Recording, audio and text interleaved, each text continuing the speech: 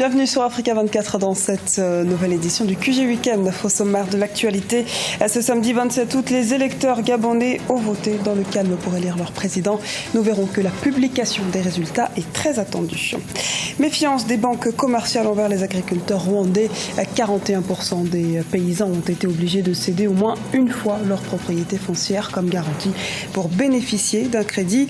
Et puis, portrait de l'artiste Omega, ce peintre spécialisé dans les portraits rencontre un franc succès au Burkina Faso.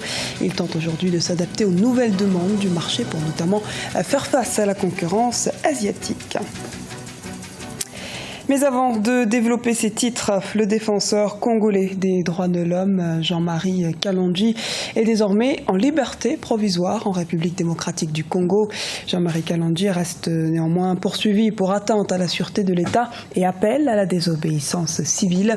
Selon le ministère de la Justice, cette mesure de décrispation politique concerne également Fred Boma, Yves Makwambala et Christopher Ngoyi qui n'ont pas été relâchés pour le moment. Et sachez que c'est dans ce même contexte qu'a été signé le document final des travaux du comité préparatoire du dialogue politique national et inclusif. La feuille de route qui définit les objectifs et le cadre du dialogue stipule que ces discussions auront lieu du 1er au 14 septembre 2016. Les Gabonais se sont exprimés dans les urnes ce 27 août. Les plus de 628 000 électeurs ont voté samedi pour élire leur président dans les 7 prochaines années, dans un scrutin en un seul tour qui met aux prises 10 candidats. Les résultats de chaque bureau sont en train d'être centralisés jusqu'à la commission électorale nationale et permanente. On fait le point dans ce sujet de la rédaction. Le Gabon, désormais dans l'attente des résultats de sa présidentielle.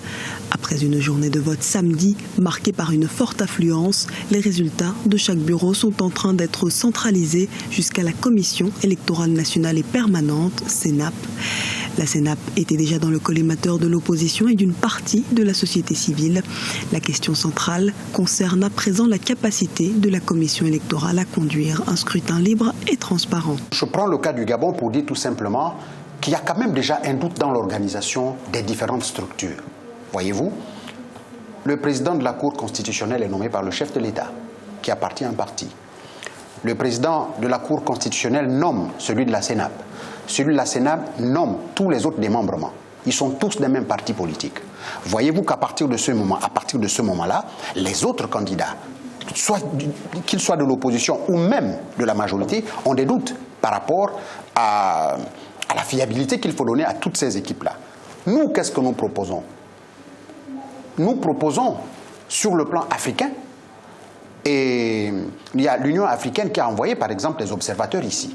Nous disons, dans nos pays africains, il serait souhaitable que des représentants de l'Union africaine soient en permanence dans nos différentes commissions électorales.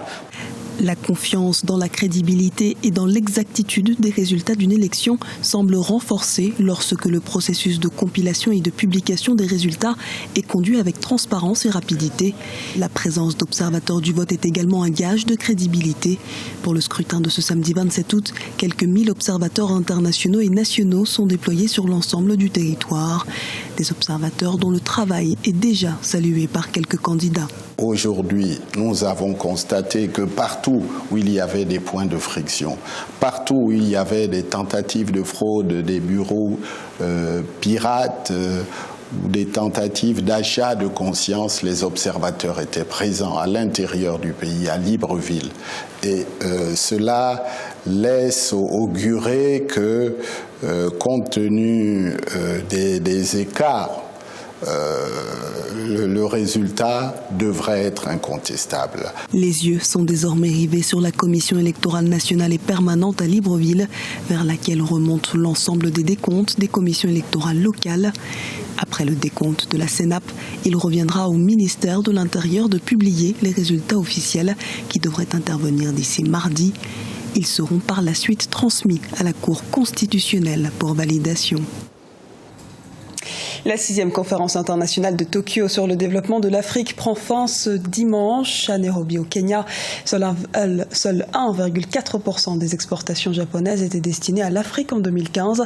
La conférence est ainsi l'occasion de rivaliser avec le voisin, notamment chinois.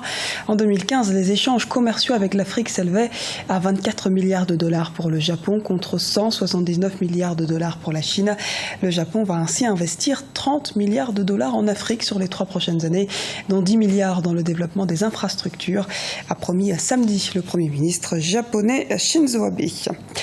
L'agriculture est la 2e force économique du Rwanda, car elle contribue actuellement à plus de 30% au produit intérieur brut. La mécanisation et l'introduction de nouvelles techniques culturales sont autant de réformes entamées depuis 2016 par les autorités pour rendre plus compétitif ce secteur. L'agriculture rwandaise reste néanmoins confrontée surtout à la réticence des banques commerciales à offrir des prêts aux agriculteurs.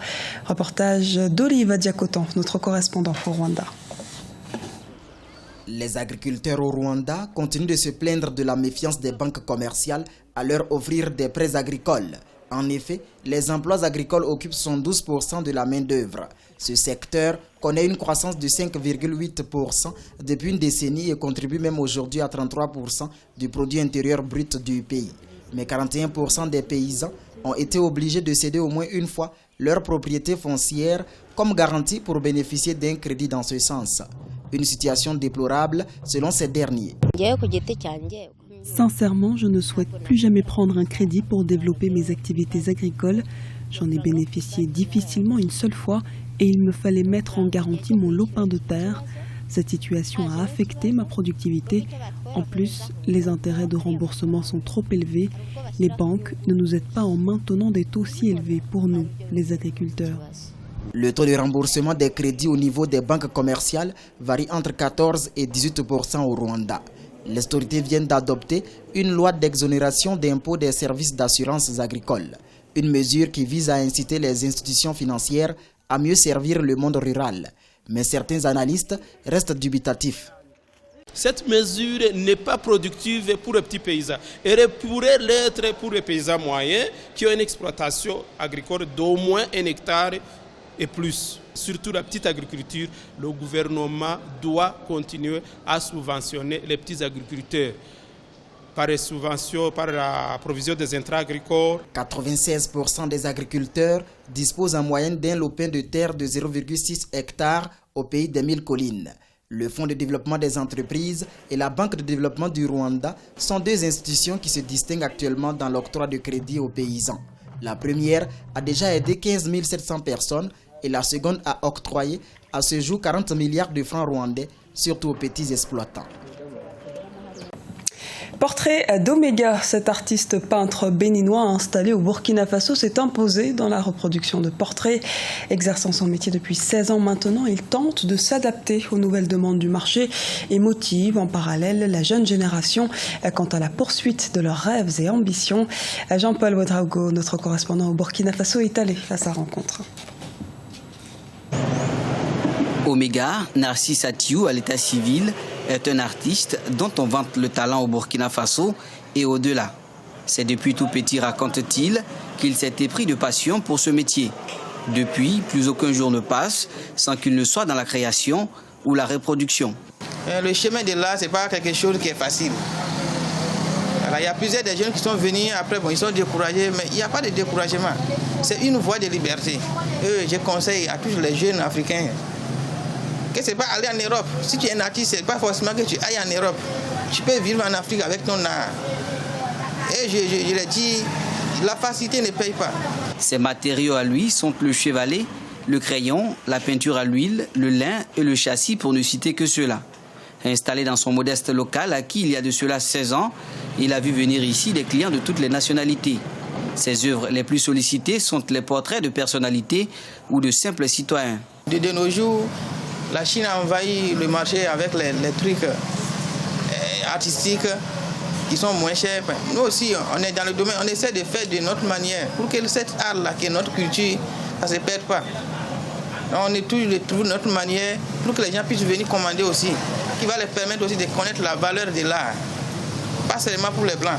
Sa polyvalence, il la doit à une carrière de bientôt une 20aine d'années. Grâce à sa petite réputation, ses tableaux sont aujourd'hui exposés et vendus dans plusieurs galeries. Cela lui permet de jouir des retombées de son travail. C'est avec fierté qu'il confie avoir vendu son tableau le plus cher contre la somme de 200 000 francs CFA. C'était le journal de la rédaction. Merci de nous avoir suivis. À retrouver dans un instant une nouvelle édition de l'actualité sur Africa 24.